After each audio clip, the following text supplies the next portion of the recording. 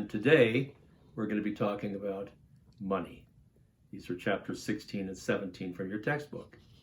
Now, to begin with, we need to think about what are the different types of money.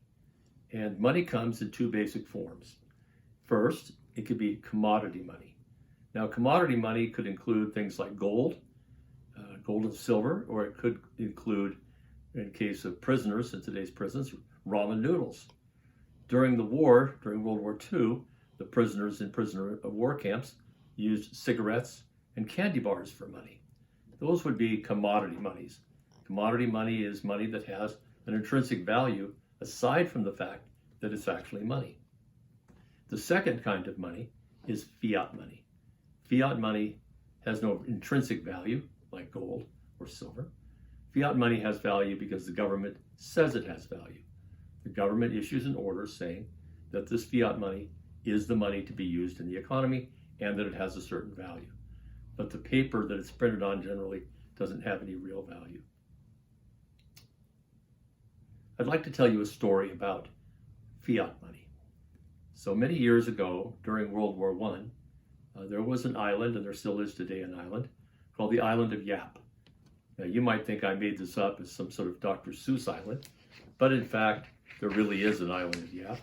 And on the island of Yap, the money is called Fei. Now, Fei is actually stones. Stones that have been carved in the shape of a wheel. They have a hole in the middle. They're round stones, and they come in various sizes. Those stones are traded among the people in the island of Yap. Some of these stones could weigh tons, and some are very small and can fit in your pocket. Now, during the war, the Germans occupied the island, and at that point in time, they wanted the natives to build roads for the vehicles to be able to travel on. So they ordered the natives to do this work, but they wouldn't do it. They weren't interested. And so the Germans came up with an idea. They went around the island and they marked all of the Fei with their mark, saying, "This is now German money. We have confiscated your money." Now, the money didn't move. It was still sitting where it was, but it now had the German mark on it. The islanders were very upset because now they had no money. So they agreed to do the work that the Germans suggested that they do. And after it was done, then the Germans removed their marks from the Fei, gave the money back to the people. Now, you might think this is very odd that they would do this with rocks, but in fact, on this island, there are generally no rocks available. The island of Yap is an island made from coral, and the beaches and the stones on that island are soft and white. Now, they want something that's durable and different and scarce, and so they found that there was an island not too far away, across shark-infested waters, that they could go to that was a volcanic island. And on that island, the stones are made of volcanic stone, which they don't have on their island. And so the idea was you go there, you get some of these stones, you carve them into a circle with a hole in the middle, you bring them back, and then the chief and the leaders or the elders of the island would dictate that that was then valid money, and you could use that money. So some of these stones would be very, very large, and you can imagine difficult to transport, but that's how they get their money.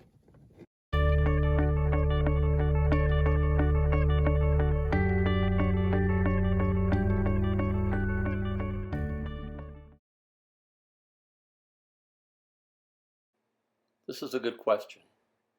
Why do we even need money at all? This has been a question that economists have wondered about for many years. Originally, we thought that barter began first, and then after many thousands of years, money was invented. But it seems as though that the archaeological record, shows that in fact, money emerged whenever markets emerged.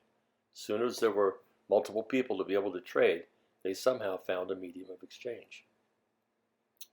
So why would that be? Well, because barter is very, very expensive. It requires the double coincidence of wants. In other words, you have to have what I want, and I have to have what you want, and unless we both have what each other wants, we're not going to be able to trade.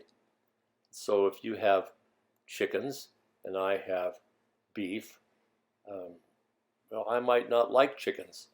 You might like beef, but we're not going to be able to trade because we don't have a double coincidence of wants.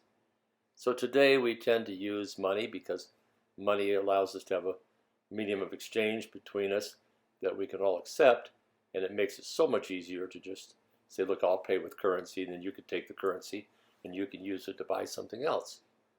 But in fact, we have a market in the United States that is extremely large, one of the biggest markets in the world, and yet it doesn't have any currency involved. Everything has to be done through barter. In other words, the double coincidence of wants. And that's the market to try to find a significant other. We don't use money. In fact, I think it would be considered illegal. So what we have to do is find somebody who wants us, and we have to want them. And that requires a tremendous amount of work and years and efforts in dating and so forth. Imagine if you just wanted butter, if you had to go through that same effort. It just wouldn't be worth it. And so currency, or money, is the great miracle because it allows us to overcome the double coincidence of wants. Next, I want to talk to you about the functions of money. Now, money has three major functions. The first is we use money as a medium of exchange. That means that we trade our goods and services by using prices that are reflected in that money. And we use that money to transfer the value as a part of the transaction. And so money enables us to have exchange as the medium of exchange. Second, we use money as the unit of account. The unit of account is important because we want to keep records. How much money have we made? How much money have we stored? So all of our accounting records would be done in dollars and cents. Therefore, the dollar is the unit of our account. And each country, of course, has their own unit of account. The third function, the store of value, means that we can work, and when we get paid, we can store that money and carry it with us through time and space. So we can carry it around until we need it. And that's a very, very important function of money.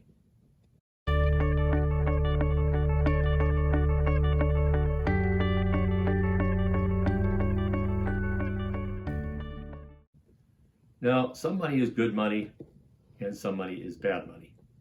And what do we mean by that? Well, good money has certain attributes that make it good money and usable. First, it needs to be portable. That means we can carry it around in our pocket. We can carry what we need to make trade. The larger versions of the Fae on the island of Yap were not particularly portable, but they had small versions that they could put in their pockets. Secondly, it needs to be divisible. You can't just have $1,000 bills. We have to have dollars and cents and quarters. And we have to have some way of dividing up the money so we can pay the right and appropriate price for things. It would be very difficult if all we had were $100,000 bills in our society to be able to purchase things. Third, it needs to be durable. Durable means it's not going to wear out easily. In fact, it's kind of interesting that the money we have today in the form of currency can actually be washed in a washing machine, and it'll come out just fine. Afterwards, you can iron it, make sure it's nice and stiff. And of course, our coins are very durable. So money needs to be durable. Next, it needs to be scarce. What does that mean? It means that we can't just easily duplicate it or find it laying around. That would not be good for making a good use, would not be a good money, because people could just produce as much as they wanted and it would have no value.